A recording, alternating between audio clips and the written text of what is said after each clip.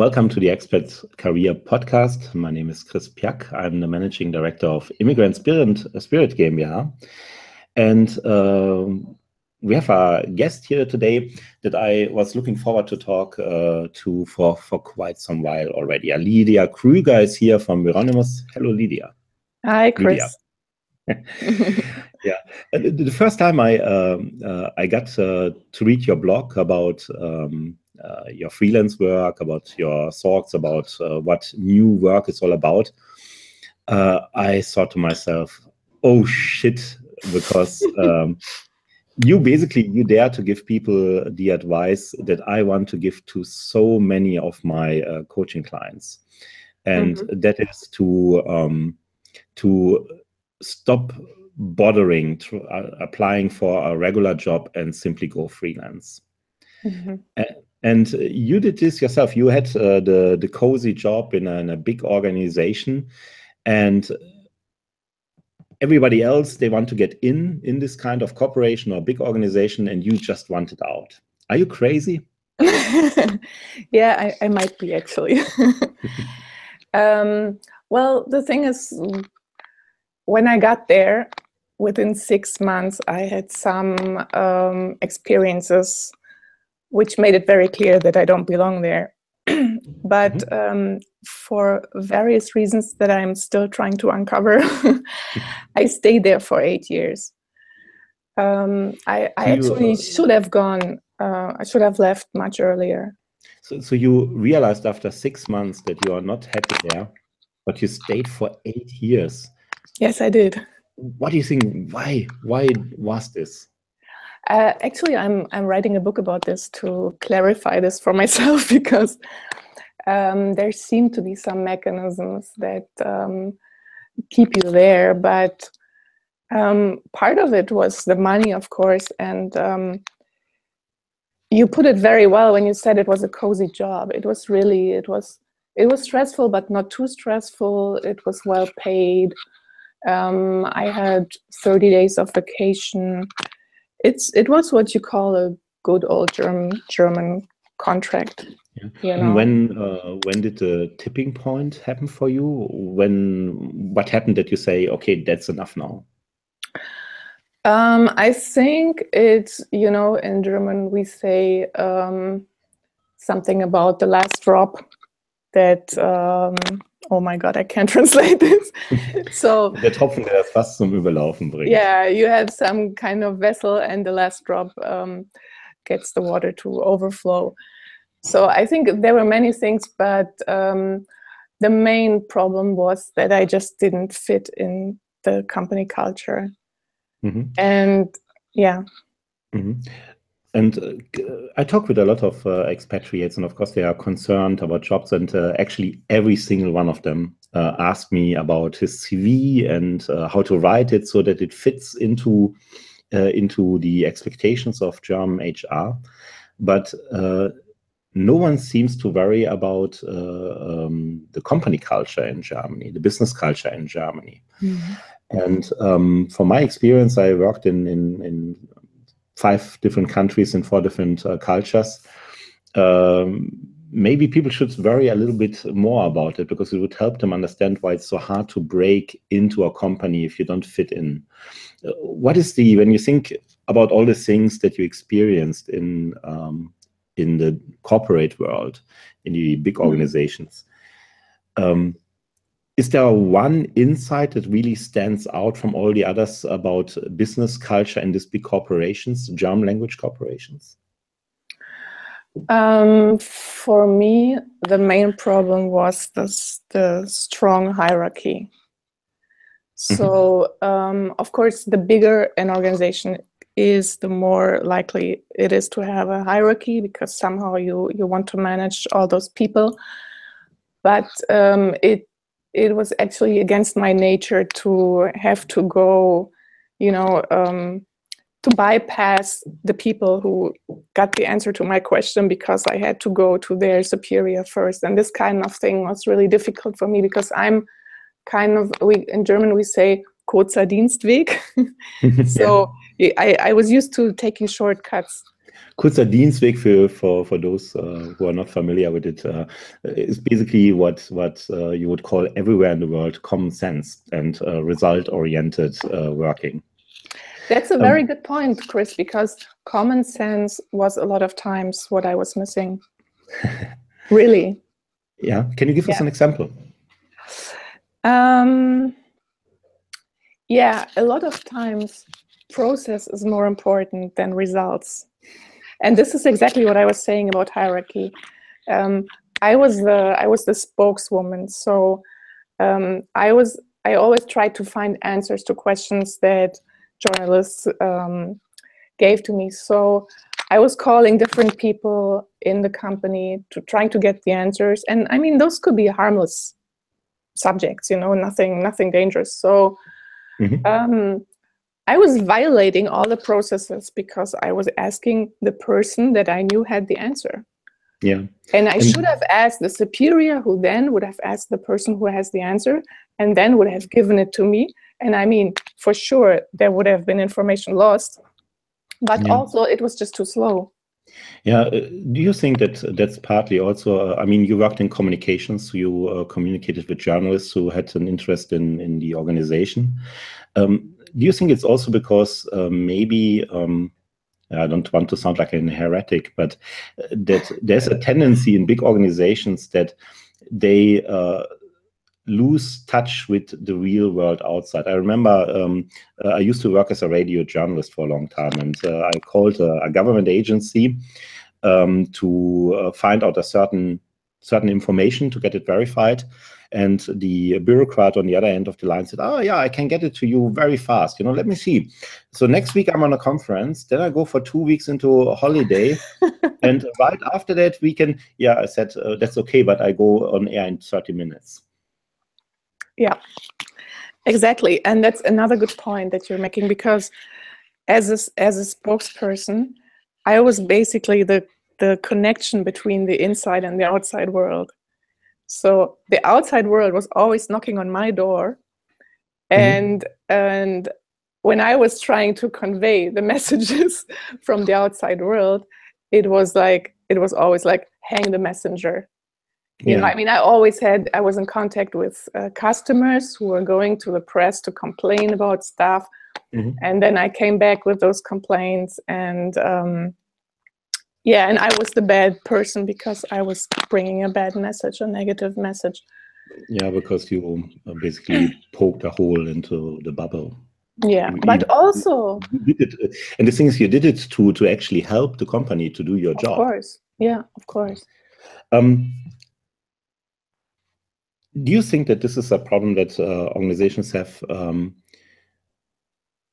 This process orientation. Do you think it's also related to the fact that everybody who doesn't seem to fit into the ISO norm or the DIN norm, as we would say in Germany, seems to have so big problems to break into the market? Like, for example, the expats that I work with, usually they come to me after they tried for a year unsuccessfully to find a job, and they have written 150 applications, despite being having top qualifications, top universities, top experience. They have no chance to get into a German organization. Do you think there's a relation to that? Yes, and by the way, for the listeners, I see there's a lot of people listening right now. You will have a chance to ask questions a little bit later, in about maybe 10 minutes or so. So think already what you would like to ask Lydia. Here you go. Yeah, so being a communications expert, I've also studied culture, you know, and corporate culture especially, but also business culture, intercultural communications. So I think hierarchy is a big point in this, and also German culture is also known as an engineering culture. And even I, not being an engineer, I have this in me. It sometimes comes out. So this also means that German culture is very risk averse. I think you've wrote about this in your book as well. Yeah, that's good. So every person, every applicant is a potential risk that needs to be avoid it, you know. So this is really a crazy paradox. Mm-hmm.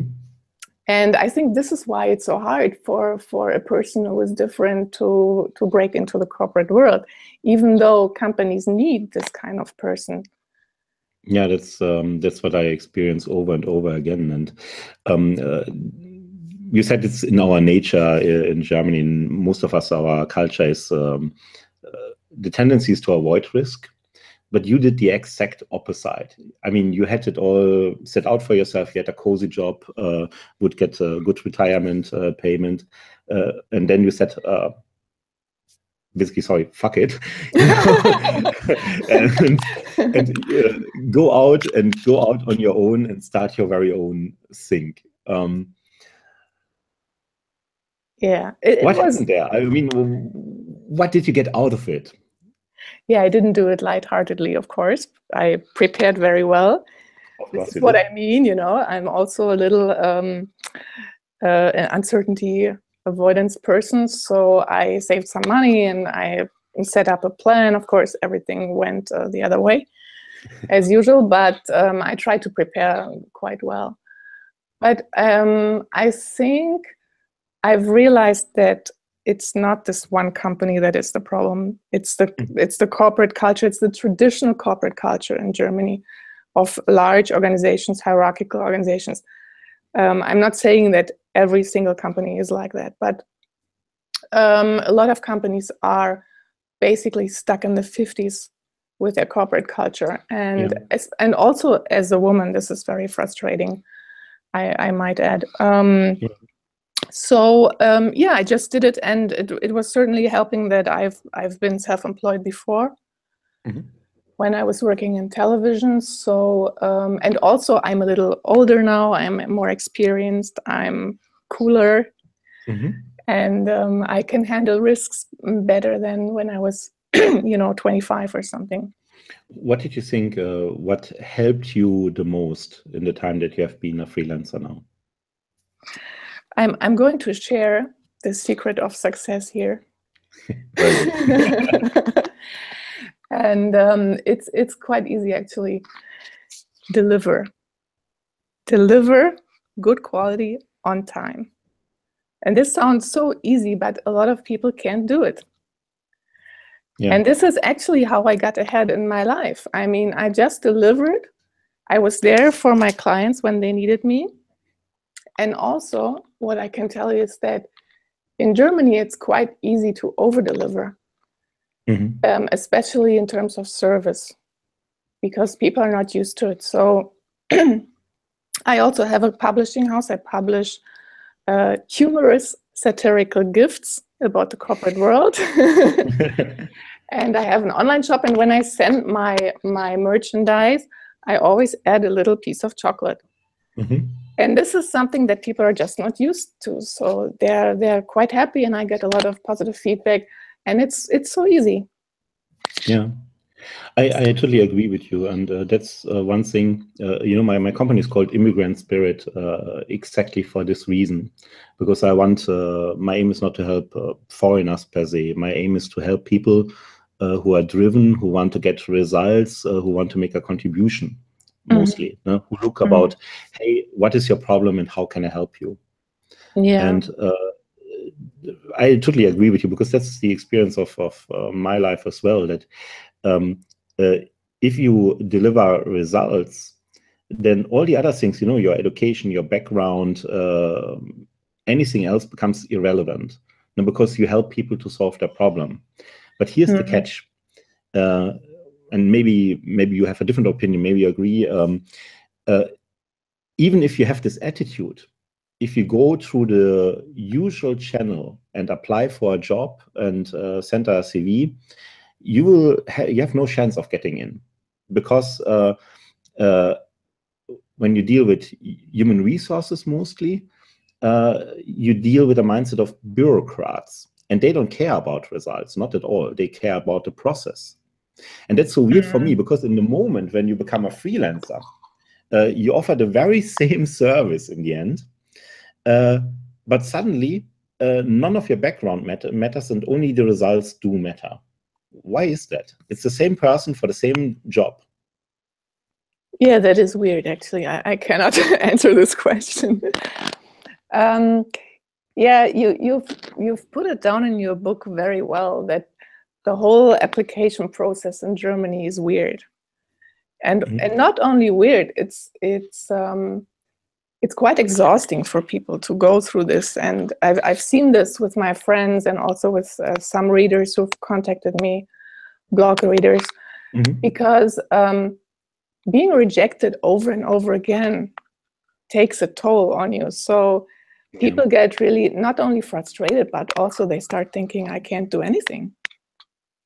It must be me. There must be something wrong with me because I'm getting rejected all the time.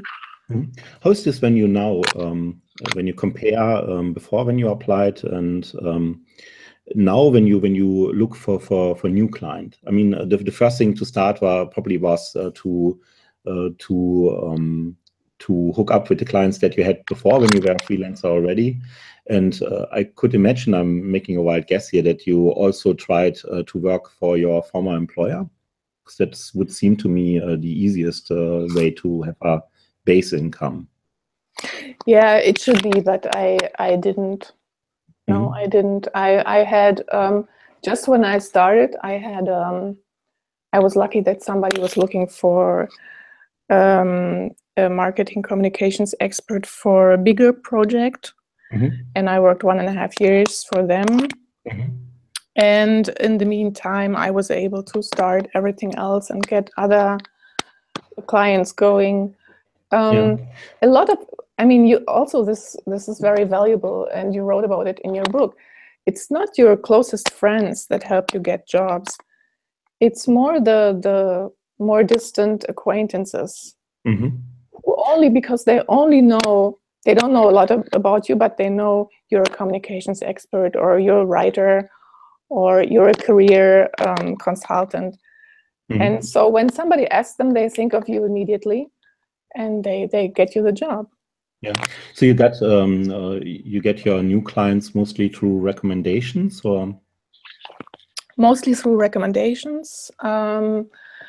Sometimes via Xing, the German business network, online business network. And also I'm a member of the Texterverband, the Association of Copywriters, but mostly through acquaintances. Yeah, absolutely. And let me ask you, if you compare the questions that your potential clients ask to the questions that you would get from an employer, do you see any differences there? Do they ask different things? That's a really funny question. Because they don't ask anything.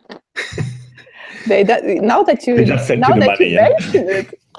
mention it, they don't ask anything. They look at my website, they see what I've done, they see the references, and then they hire me. Yeah. No questions asked, really. Yeah, this is something I also experience, and that's why I asked this question. Is that you know, when you hire someone from outside for a job, then they look at your CV, your past experiences, and all these formal criteria. But your certificates. Very important stempel, you know, on everything. But if you hire a freelancer, I have the same experience. There's basically only two questions, you know. Is there anybody who can vouch for her and say, yeah, she's a good person for this job? And the second question is, yeah, okay, what did she actually do in the past? Yeah. No? And this is, I mean, this feels more natural to me. I mean, this is how it should be. You look at what has this, at the track record, you know, what has this person achieved so far? And also, I mean, hiring a freelancer is not as high a risk as employing somebody. Yeah. So maybe this is also the reason why no questions are asked, because if it doesn't work out, you're not going to hire the freelancer a second time. Yeah. I agree with you. I have a slightly different take on this. To hire someone is a bigger risk, but not because of financial concerns. Now, if you have like a 6 month project or so, and you hire a freelancer, you pay him double or even more what you would pay for an employee. If you don't look at social insurance right now, no? So the money is probably more than that you pay when you hire a freelancer.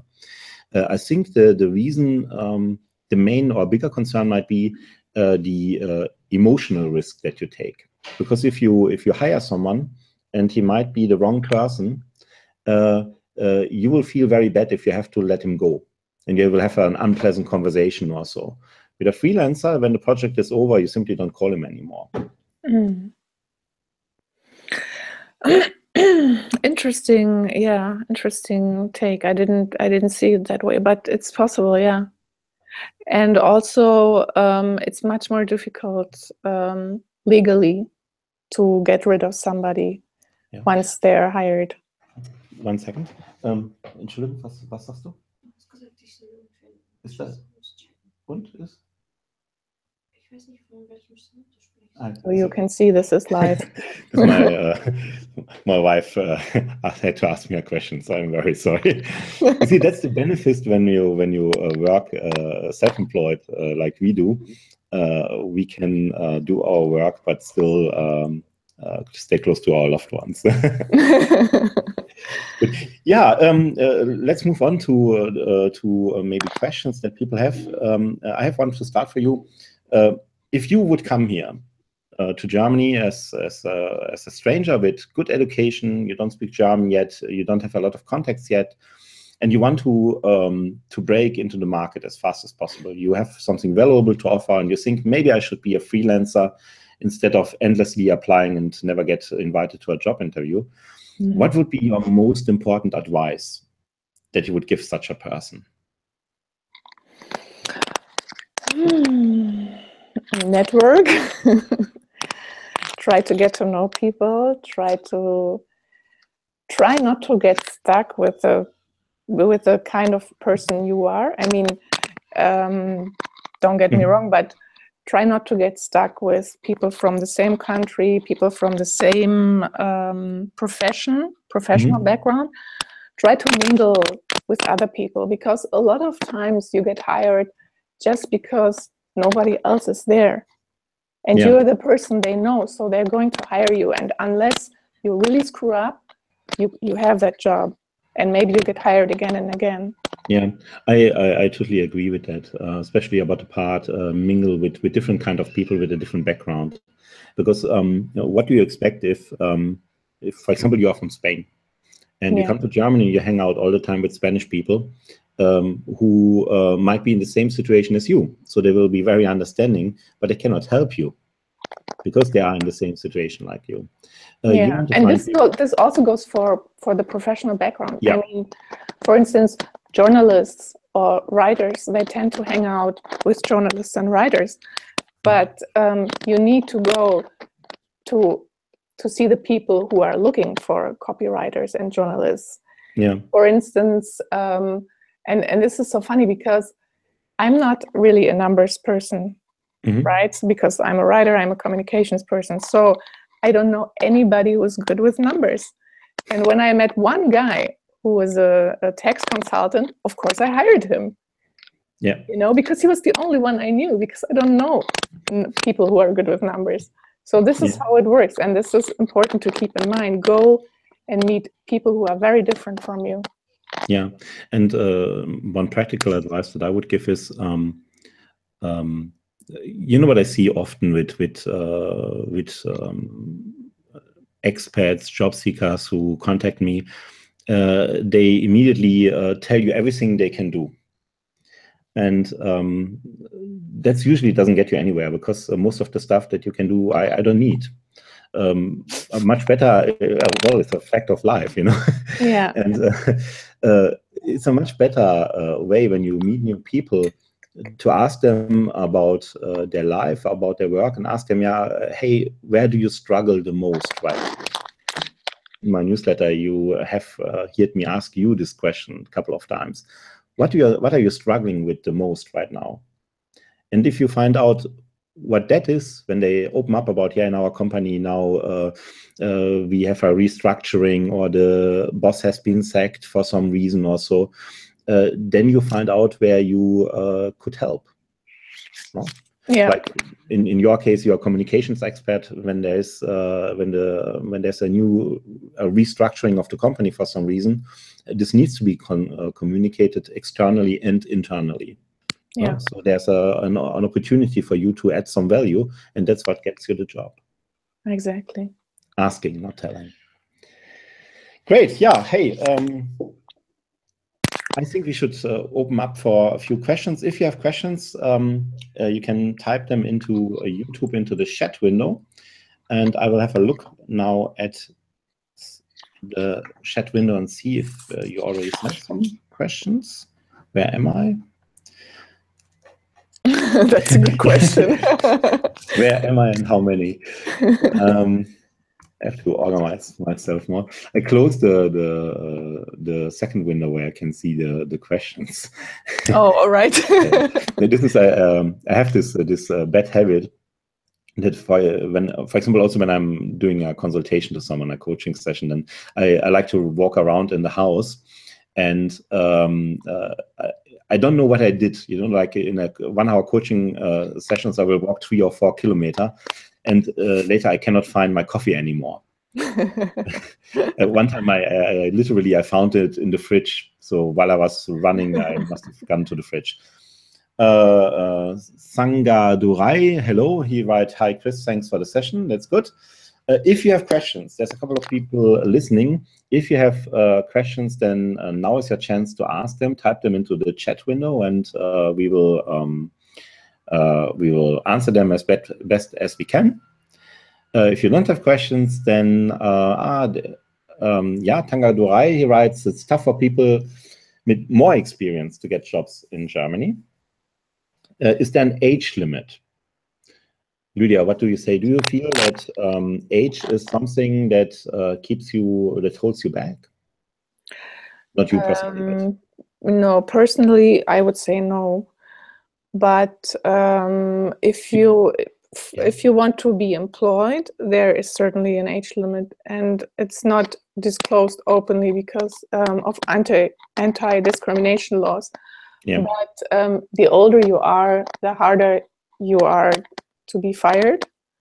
So again, you pose a risk, and they're stuck with you. So, and also, of course, as you mentioned, the more knowledge you have, the more experience you have, the more money you're going to ask for. So this is also something that might prevent certain companies from hiring you. Yeah. For instance, startups, they like to hire inexperienced people, and they teach them on the go because they are just very cheap. Yeah. Cheap labor.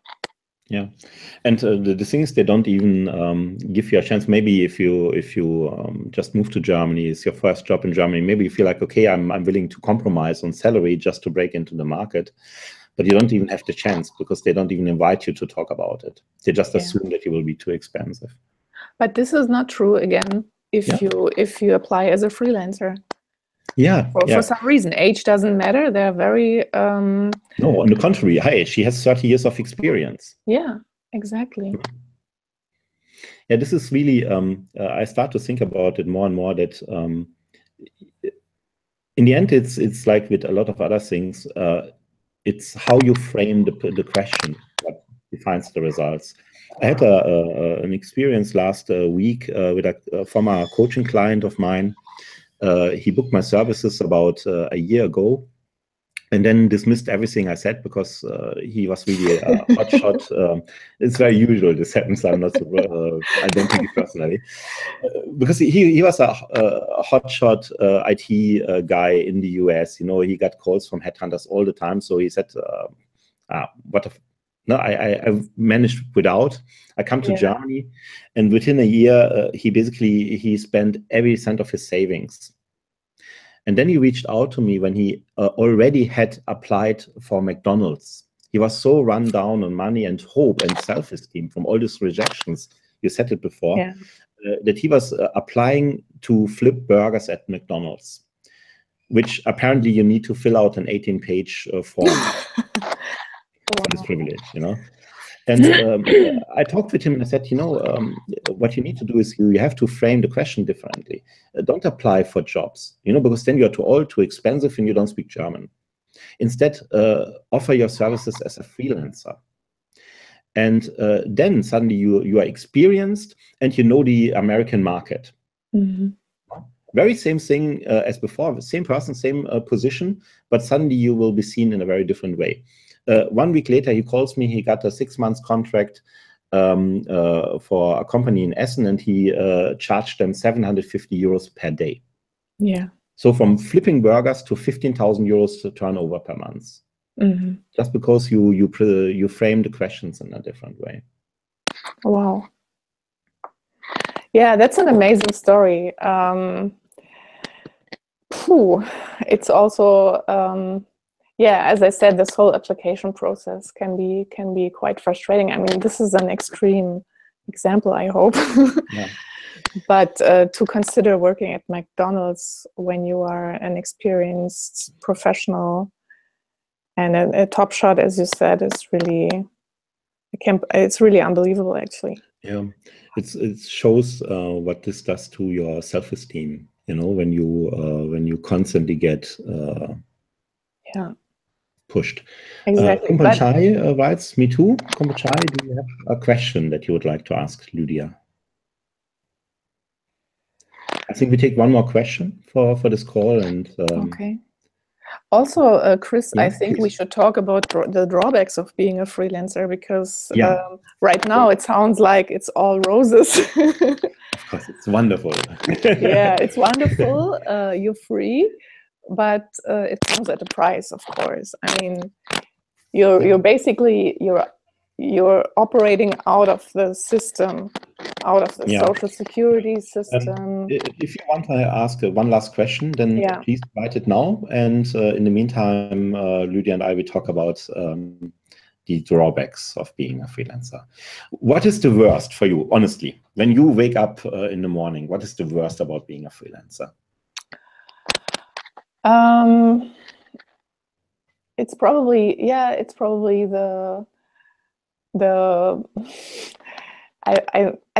don't really have fear or anything. I don't panic. I mean, this is the most important thing. You don't panic, keep calm and carry on when you're a freelancer. But of course, when you have a phase where there's no money coming in, it is a little unsettling. But I try to reframe this for myself, thinking that maybe, you know, my professional life is just gathering momentum, and then it's going, it's going to take off. And also, I think when I get a job, I get the money, and when I don't get the job, I get the time that I can use for myself. Yeah, so I win either way. Yeah. But of course, I mean, until you're well established and you have enough clients to be sure that money is coming in on a regular basis, there's a lot of uncertainty, and you just have to deal with it. Yeah. May I ask, how many years have you been in total of self-employed when you take the first time and the second time? Oh, I don't know exactly. Maybe roughly 7 years, 8 years, something like that. You know, I don't know what your experiences are, but I have been basically self-employed most of my life. And there were extremely good times, and there were really extremely bad times when I lived for a long time in East Europe, where I basically didn't eat for a week because I didn't make any money. Yeah. But I know that feeling. Yeah, you know that feeling. Yeah. But what I learned in the end is, you know, the how do you say pendle in English? The extreme always switches back. Yeah. Now, in the end, you always survive in some way, and you always come back to a point where you thrive. And that's actually something that strengthens you as a person. And my biggest problem was in the beginning when I was, as I said, I was younger, I was working in television. I had the problem that my client was not paying. Yeah. And this is quite common. Yeah, this is quite common, this problem. So companies pay, maybe if you're lucky, they pay after 2 weeks or 4 weeks, sometimes after 6 weeks. And in this case, the company was in trouble. Yeah. And also because of the process, because your invoice needs to travel from department to department, so it takes forever.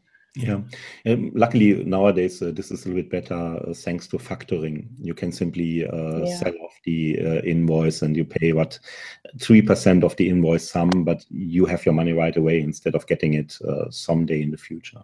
Yeah, that's right. But back then we didn't have this opportunity, and I was actually, as you said, getting by on very little money and thinking about, buying cat food or buying food for myself. So this was really a difficult time. Well, if you had a cat and you had food,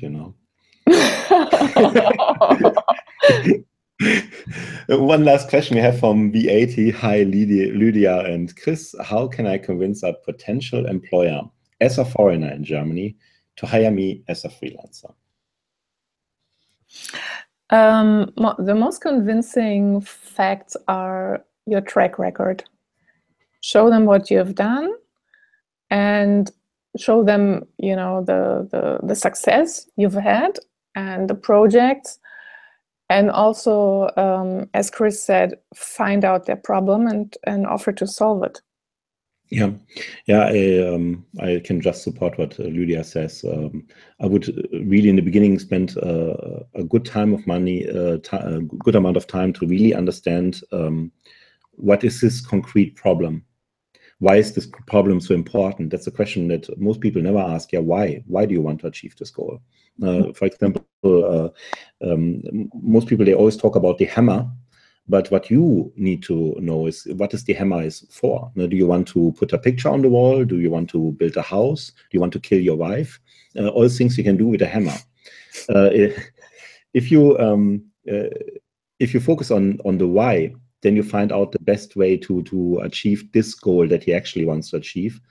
And then you can, from your experience, take example and show, okay, this is how I helped someone else solve this problem. And believe me, once you got the first job going, the second one, the third one, all of this will get much, much easier. Yeah, and also don't underestimate a recommendation, because if you've done a good job, Lydia, you got lost there for a second. Do you hear me? Now I hear you again.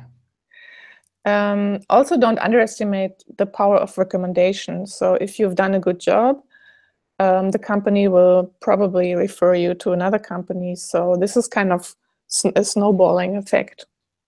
Exactly.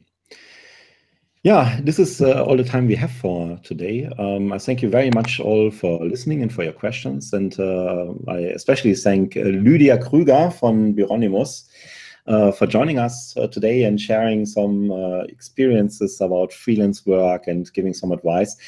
Lydia, do you have any last words? The one message you really want to get across that every listener should take to the heart? Yeah, be careful with humor in Germany. No, seriously. I mean, this is something, humor is very specific to different cultures. So you can probably destroy everything you've built by just cracking a joke that nobody understands. So once you know people better, you can joke around, but if you don't know them, be very careful. And also working is a serious matter in Germany, so try to convey that seriousness. So I pick up Lydia's advice with a quote from Robin Williams. Knock, knock. We asked the question. Thank you very much, Lydia Krüger von Büronymus here im Expats Career Podcast. My name is Chris Pyak, and I thank you for listening. Bye-bye. Thanks for having me. Bye. So.